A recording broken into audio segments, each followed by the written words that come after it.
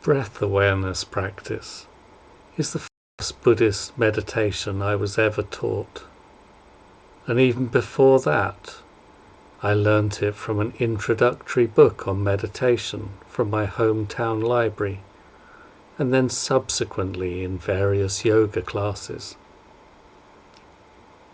It seems natural that the breath became an object of focus for meditation practice, as we need no props to do it, and being aware of our breath brings us back to the body. Further, the breath can be left to the unconscious control of our body, and it reflects the state of our body and mind in terms of our activity and emotional state. The practice goes all the way back to the time of the Buddha, and probably even before that. And the Buddha himself is recorded as having taught the practice in the Sutta on the mindfulness of breathing, the Anapanasati Sutta, saying, "Now, how is mindfulness of in and out breathing developed and pursued so as to be of great fruit, of great benefit? There is the case where a monk, having gone to the wilderness, to the shade of a tree, or to an empty building, sits down folding his legs crosswise, holding his body erect and setting mindfulness to the fore. Always mindful, he breathes in. Mindful, he breathes out. Breathing in long, he discerns, I am breathing in long. Or breathing out long, he discerns, I am breathing out long. Breathing in short, he discerns, I am breathing in short. Or breathing out short, he discerns, I am breathing out short. He trains himself, I will breathe in, sensitive to the whole body. He trains himself, I will breathe out, sensitive to the whole body. There are several ways of teaching breath awareness, and this one I'm going to share with you is the one I find to be the easiest and most helpful. First of all, adopt your meditation posture, whether that's seating or laying down. Become aware of your body, especially where it contacts the ground beneath you, and take several conscious breaths to settle where you are. Now just observe your breath going in and out like the tide. You don't have to control it in any way. Just observe and experience it. You'll find there's natural rest points at the end of both the in-breath and out-breath. When these end and you're waiting for the next in or out-breath to come. Those rest points can feel relatively long and pronounced, or very short, depending on how your breath is at the moment. In the practice, at the end of the first out-breath, you mentally count 1. On the next out-breath, you mentally count 2, and continue this up to 10. After 10, you go back to 1 on the next out-breath.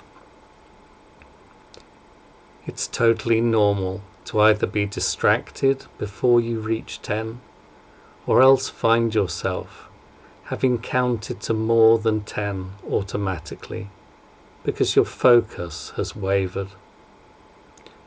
Both of those are fine, and the practice is just to begin again at the count of 1, then continue until the bell sounds to finish the meditation.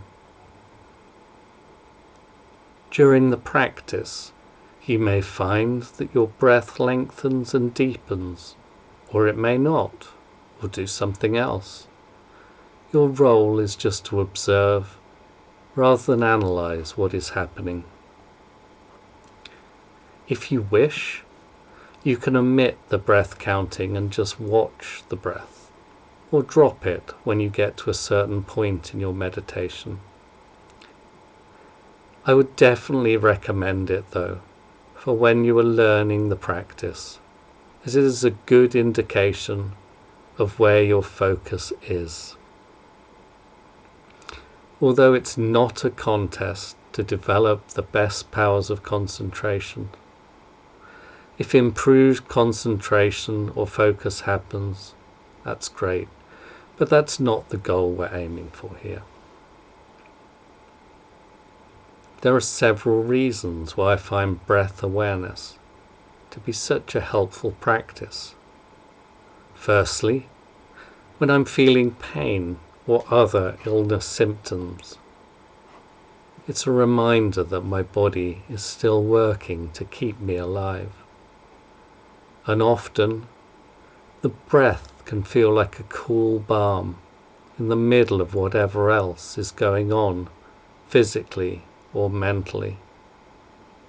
Although I will say that if your chronic illness has a respiratory nature, you may not find focusing on the breath such a helpful practice. Secondly, in contrast to the just sitting practice, breath awareness gives an anchor for the mind to stay focused. This doesn't mean that we are not aware of other sensations and thoughts that are happening, but it acts as a kind of cushion for strong feelings and emotions that is not present during just sitting.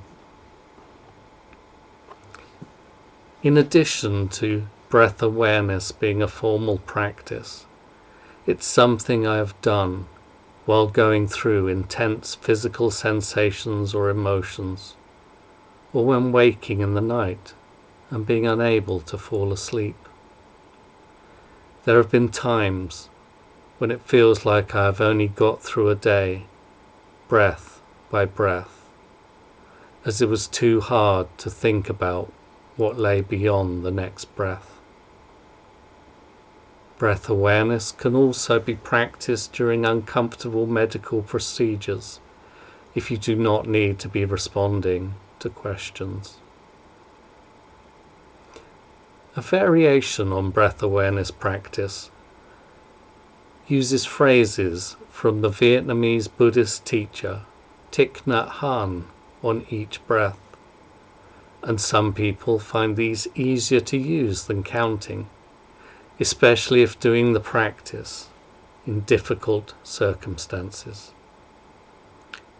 For this practice you use the following phrases, which are modelled on the Buddha's teaching in the Sutta on the mindfulness of breathing. And these phrases can be said out loud, but when I do them I tend to just think of them mentally. Breathing in, I know that I am breathing in. Breathing out, I know that I am breathing out.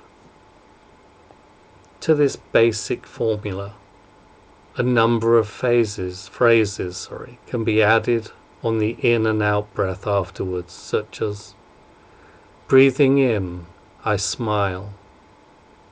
Breathing out, I release. Or breathing in, I dwell in the present moment. Breathing out, I feel it is a wonderful moment. Now if you'd like, please continue to the video or the audio on the practice itself for breath awareness.